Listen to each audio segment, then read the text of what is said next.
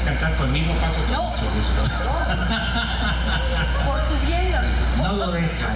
Perdón por la intrusión, pero es que estamos filmando un documental sobre Roque Dalton y queríamos filmar aquí en el DF, si ustedes nos lo permiten, la lectura de un poema de Roque sobre el DF.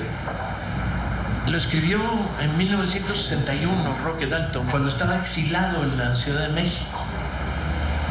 Fue uno de sus primeros largos exilios. Y el poema se llama Ya ves cómo. Y dice: ya ves cómo de todo lo que esperabas, ayer en las tertulias de la facultad, solo has venido a ser el gran amor del exilado.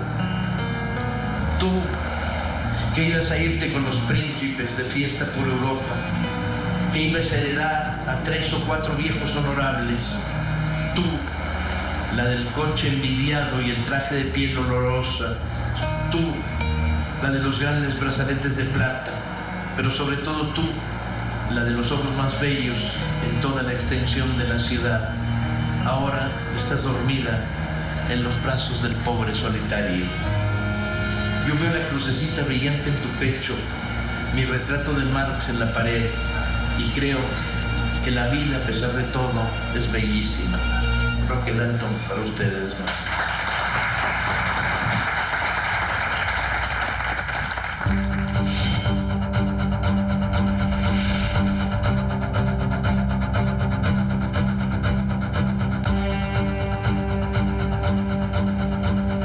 En México, Roque Dalton estudiará antropología, que era una de las escuelas progresistas en esos años de la Ciudad de México, que además tenía la virtud de que reunía a un montón de estudiantes de toda América Latina. 50 centavos de dólar la orden. Tacos son 3 tacos por... De ahí pasará por primera vez a Cuba, donde trabaja en Radio Habana y en Casa de las Américas. El contacto con Casa de las Américas sería fundamental. Le abre la mirada a cosas que se están produciendo en esos momentos en La Habana fundamentales, como toda una corriente testimonialista muy brillante y un fuerte momento de la poesía cubana vinculada a la revolución. Dirá: como poeta fue en Cuba donde adquirí conciencia de lo que significa escribir en serio, de ser un escritor profesional, alguien que escoge la literatura como oficio. Yo me siento complacido, muy contento. Como te digo, todo lo que se haga por divulgar a Roque. A principios del 62, cuando llego a Cuba, el partido estaba llamando gente de la juventud y había llegado bastante gente. Para entrenar. Yo me acuerdo en el Hotel Habana Riviera cuando aparece el Roque. Y hola muchachos, hola muchachos. Y todo, y mirándose, y todo el mundo desconfiando. Y el Roque, que hablen pues, cuéntenme cómo está El Salvador. Y uno nos mirábamos al otro, ¿verdad? El Roque, en son de animarlo, empezó a provocarlo, ¿verdad? Y dijo, se sentó en la alfombra. Vengan a sentarse conmigo, hombre, vengan así. Uno que es, que le decimos, todavía está vivo, le decimos el Diablo, ese se fue a sentar ahí a la alfombra con él. Bueno, pendejo, le digo, ¿y qué es la jodedera tuya de que hablemos? ¿Y qué querés? Pues le digo, decimos, ¿qué querés? Y entonces le queda viendo Roque.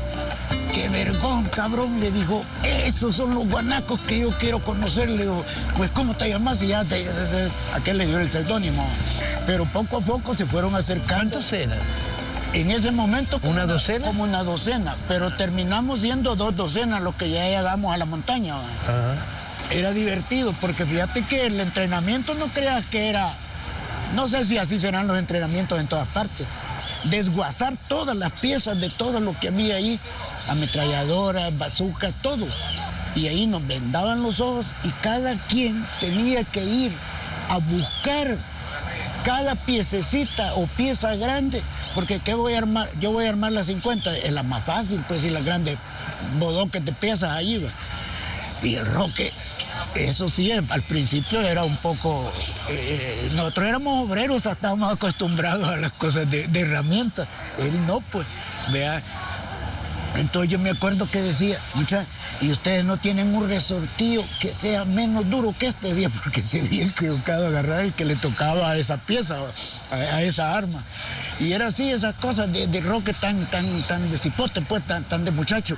¿Lo volviste a ver en los 70s? No, ya. ¿Cuando él volvió? No, ya no. En 1964, Roque Dalton regresa clandestino a El Salvador. Es denunciado, su foto aparece en los periódicos, hay órdenes de captura, trae la instrucción de partido de que hay que ganar la calle. Se reúne en los bares en El Salvador con sus viejos compañeros y amigos, es denunciado y detenido. Él lo mandaron a una prisión en un pueblo que se llama Cojutepec. Sí. Hubo un terremoto aquí y se rajaron las paredes y todo eso. Con las paredes rajadas y todo eso, pudo abrir un hueco que quedó y por ahí se saltó. Y enfrente estaba una línea de gente esperando un bus y lo vieron cuando saltaron, pero la gente, nadie dijo nada. Roque parecía un mendigo, sucio, barbudo, el pelo largo, y él corrió hasta que se fue a la carretera y toda la noche caminó hasta llegar a Ilopango. 10 kilómetros. Y a Ilopango ya pasaban buses. Y en uno de esos buses se subió. Y da la casualidad que va un muchacho universitario ahí en el bus. Él allí le habla al muchacho y el muchacho se sorprende, va con la esposa. Y le dice que se ha escapado. Y le pidió que le dijera al rector de la universidad que él estaba vivo y que se había escapado y que ellos lo habían visto porque toda la gente creía que hasta podía estar muerto. Y fue la salida para México, ¿no? Y fue la salida para México. Y estando allá, el partido le dice que ellos prefieren que se vaya para Checoslovaquia a ser representante de la revista internacional allá en Praga. Allá estuvimos 3 años. Están los manuscritos sin correcciones, de tal manera que esta es la pasada máquina.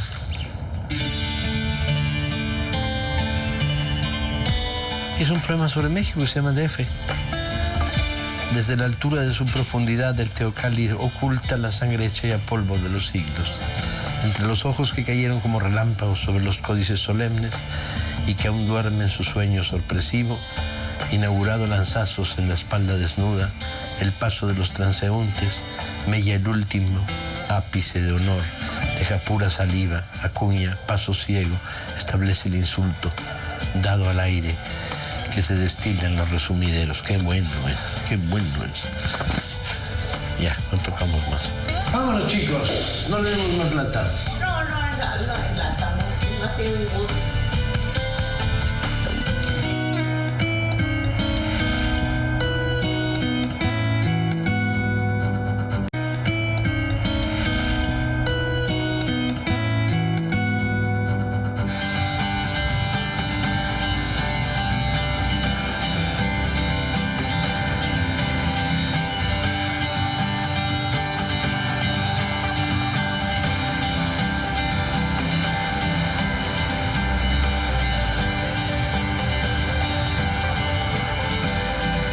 Por eso me gustan los salvadoreños.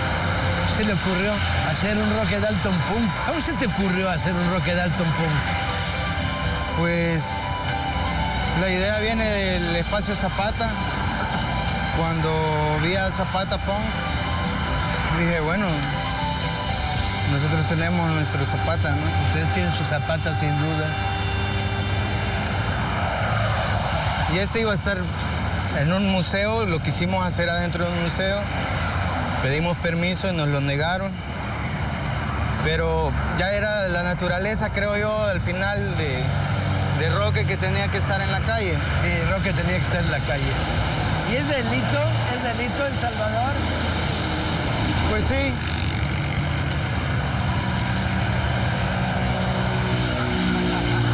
somos cómplices, compadre.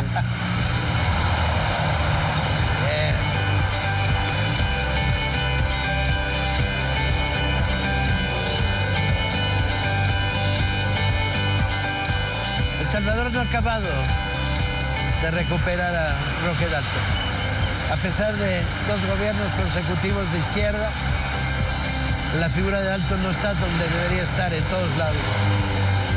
Afortunadamente, está en la calle, en ese roque punk, que lo haría feliz a Roque Dalton verse a sí mismo de punk, al muchacho rebelde que fue siempre. Roque dice y escribe: mis lágrimas, hasta mis lágrimas se endurecieron. Yo que creía en todo, en todos. Yo que solo pedía un poco de ternura, lo que no cuesta nada, a no ser el corazón. Ahora es tarde ya. Ahora la ternura no basta. He probado el sabor de la pólvora.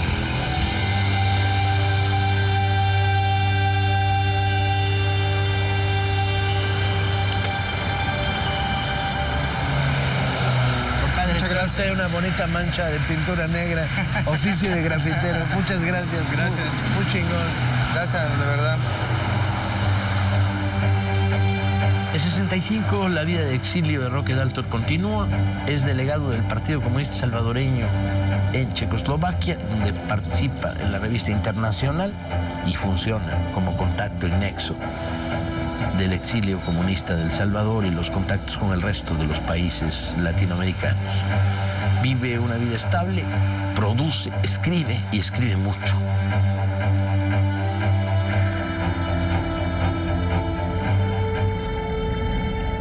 Me da mucho gusto poderte entrevistar. Igualmente, ¿no? Me da mucho gusto. Quiero volver a Praga, donde ya tienes suficiente memoria viva como para acordarte de cosas. El frío. Praga no es para salvadoreños, compadre. ¿Lo recuerdas? ¿Lo registras? ¿La familia lo registra?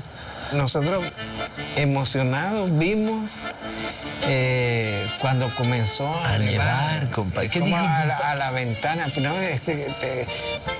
mis recuerdos de niño eran absolutamente de sueño. Y era cervecero, además, ¿verdad? Sí. Era, como dicen en México, chelero. Al llegar al departamento en el que vivíamos, fue destrabar del techo una bomba grande, que era la lámpara, lo que cubría la lámpara. Entonces, en esa nos mandaba a nosotros a comprarle la cerveza, a que nos llenaran la bomba esa de cerveza.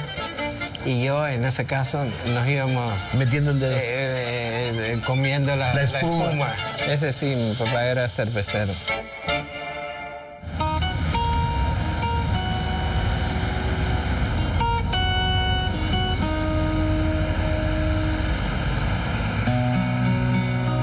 Jorge. Bien. Y aquí estás aquí viste a tu padre. En esto era un cine. Bueno, esto era el Cine Fausto, que era la cadena de cines que había en los 50, los 60. Y este era el barrio donde yo nací, aquí a 2 cuadras, la casa que vivíamos. Y yo, de los hermanos, era el único que no había tenido un contacto visual ni directo con mi padre, ¿no? Y recuerdo que este fue para mí el primer encuentro que yo tuve. ¿Cuántos años tenías? Tenía que haber tenido como unos 4 años. Sí. Era muy chico. Y yo vine por esa esquina y cruzamos la calle. ¿Venía solo? Venía con la empleada de la casa. Ajá. Y aquí me encontré con mi padre. Ya la empleada se tuvo que ir al mercado de San Miguelito. Y la idea parece que mi padre tenía era llevarme a pasear a algún lado. Pero en ese momento, por esta misma calle, que es la Avenida España, venía un carro patrulla. Y entonces él inmediatamente me carga. Ajá. Y compra unos boletos en el cine. Y te mete al cine. Y nos metemos en el cine, que estaban dando una dura noche de los Beatles. Y fue una cosa muy bonita porque para mí ese encuentro significó el encuentro por primera vez con mi padre, el encuentro con los Beatles por primera vez y el encuentro con el cine. Pues este barrio ya que hace años que cayó en decadencia. Pero era un barrio pobre, ¿no? No, en un tiempo no. Ahora aquí hay pandillas y todo. Nosotros vivimos en Checoslovaquia hasta poco antes de la primavera. Poco antes de la primavera. Nosotros llegamos a La Habana el 24 de diciembre de 1967. Y luego en Cuba tu padre se integra muy bien en el equipo de Casa de las Américas. Se relaciona con lo más interesante de la intelectualidad que conocía a muchos ya previamente. Sí, mi padre ya con esos años anteriores a que nos vamos definitivamente a La Habana, estando todavía nosotros viviendo en Praga, ya mi padre tiene una relación bastante grande con toda la intelectualidad que empieza a llegar ahí, que algunos eran parte de lo llamado el boom de la literatura latinoamericana. Cuba se convierte en un centro de conspiración literaria como nunca, ¿no? Son los años además que pasa una segunda etapa de entrenamiento militar. Sí, yo creo que esas dos cosas, ¿no? Lo del poeta y el hombre interesado en aportar a todo lo que era América Latina en ese momento de la lucha armada, pues yo no consideraba que mi padre pudiera ser un hombre de armas ni de... Yo no creo que era yo consideraba que a lo mejor no iba a poder sobrevivir por su... ¿Pero qué lo veías? ¿Como físicamente enclenque? Era muy flaco. Y como yo lo veía siempre jodiendo, pues me parecía que... Bromeando. Que los jodedores no sobreviven en los campos de batalla.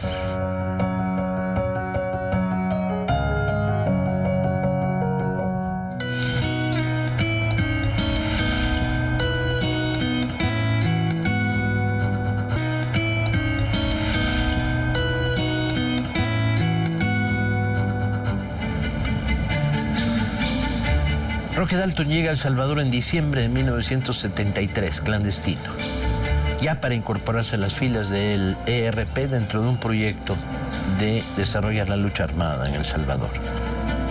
Hay casi desde el principio un clima de confrontación con la dirección del ERP. Roque escribe además en estos momentos los poemas clandestinos firmados con diferentes seudónimos. El jefe del Partido Comunista, Marcial, no tenían interés en traerse a Dalton para El Salvador. Entonces, la oportunidad que se le surge de regresarse de La Habana es a través de los contactos que tuvo en La Habana Alejandro Rivas Mira con la gente del Partido Comunista Cubano. ¿De dónde venía Rivas Mira? ¿Quién era en esos momentos? Rivas Mira era un estudiante universitario. Fue uno de los primeros que comenzó a meterse con el tema del movimiento 68 en París. Él estudió en Europa un tiempo y comenzó a urdir la idea de levantamiento armado como una de las alternativas que miraba para el país. Bueno, Roque regresa en la Navidad del año 1973. Ingresa clandestinamente a San Salvador. Lo que se sabe a través de los testimonios que se han recogido a lo largo de los años es que él llegó esa noche, fue recibido en el apartamento que tenía en el centro de San Salvador, Alejandro Rivas Mira, que es justamente la persona a quien se señala como el artífice intelectual del asesinato.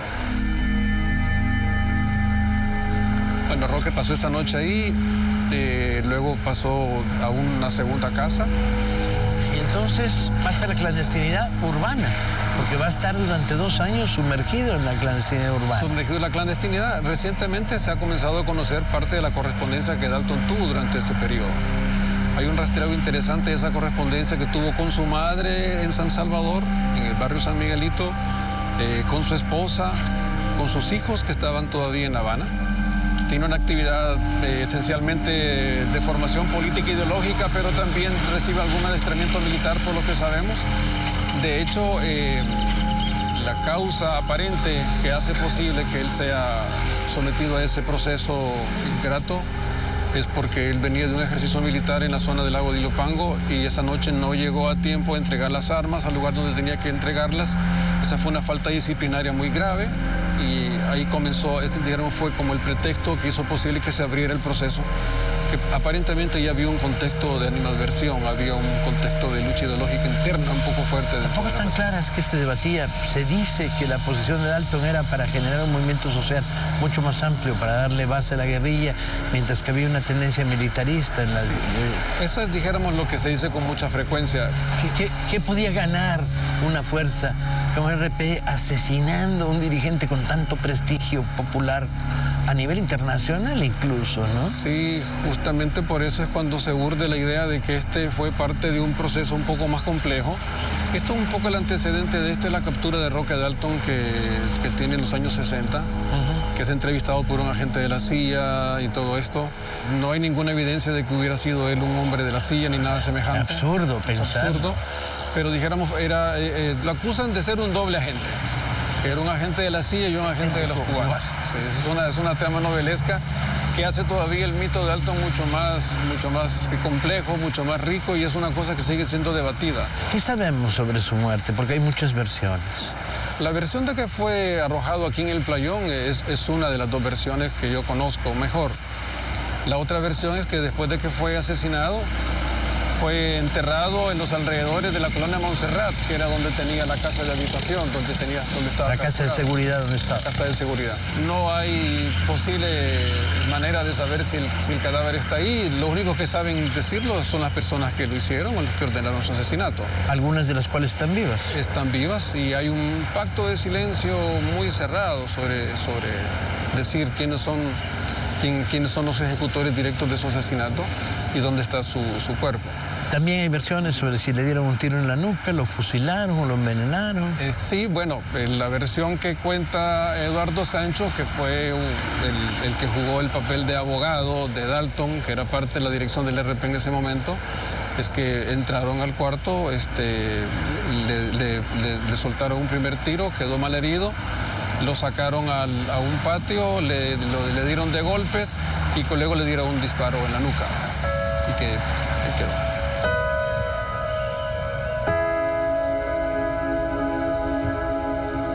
El caso de Dalton es un tema de impunidad. Claro, procesos legales podrán decir que ya pasó el periodo para que esta cosa no procure causa. Y eso dijéramos, es una cosa que el país sigue esperando, no solamente en el caso de Dalton, que es el caso quizás el más reconocido y más emblemático, sino también en el caso de otro montón de personas que tuvieron una muerte ingrata. Fue un crimen injusto, fue un crimen horrendo, como dijo Cortázar en su momento. Para mi generación, Roque Dalton fue una figura mayor, no menor, mayor. La alegría con la que va la vida, tanto como poeta como ensayista, fue muy importante para nosotros. Pero en El Salvador ha habido esta recuperación. No creo. El homenaje a mi padre, sin embargo, se hace fuera de todo acto oficial. Yo voy a Estados Unidos, donde están los migrantes, y ¿cómo se llama? Y me emociona, y he llorado con ellos.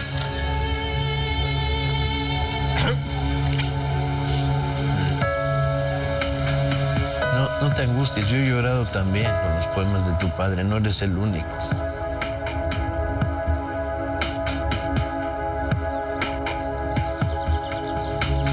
No podemos renegar de las emociones, no podemos renegar de lo mejor de Roque Dalton, ¿no? Que es la manera como desenfadada, alegremente, hipercríticamente vivió la vida. Ya que no hay un reconocimiento oficial, pues entonces ese reconocimiento que hacen los jóvenes a través de los muros, pues eso a mí me parece maravilloso. Esperemos que este documental pueda poner una gota de arena en algo tan merecido como es el reconocimiento a uno de los grandes, que además es uno de los nuestros. Jorge, gracias, Paco. Al revés, todo lo contrario. Un honor estar contigo sentado aquí hoy. Fíjate que hace poco estuvimos en un proceso de búsqueda del cadáver de mi padre en la zona del Playón. Se hicieron varias exploraciones, varias excavaciones, y no encontramos nada. Parece que se van a hacer otras búsquedas, pero hay una cosa simbólica. Mi padre le hace un poema que se llama La Siempre Viva. La Siempre Viva es una flor que nace en las partes áridas. Entonces a mí me emocionó mucho ver que allí donde es posible que el cadáver de mi padre esté escondido, está lleno de siempre está lleno de siempre vidas. Compadre, muchísimas gracias.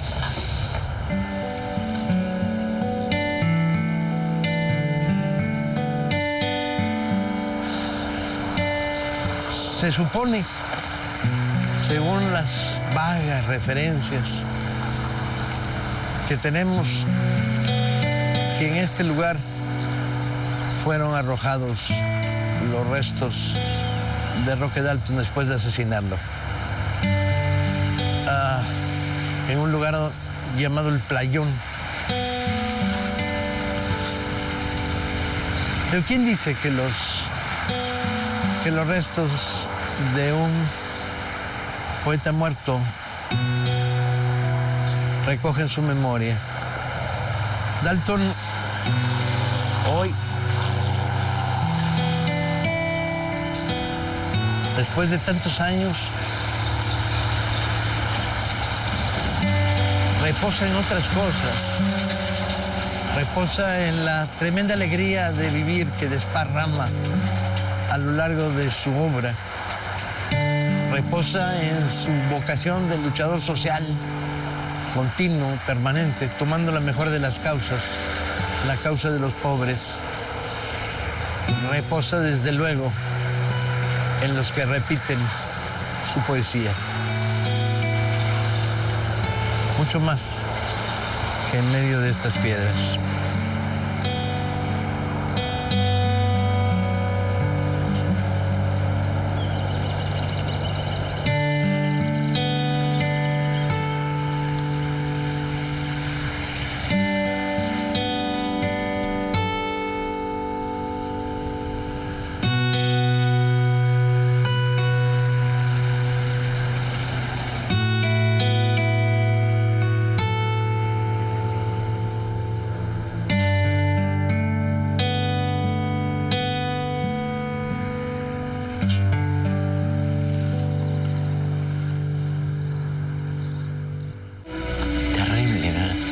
Destrucción de una generación entera de lo mejor que tenía este país.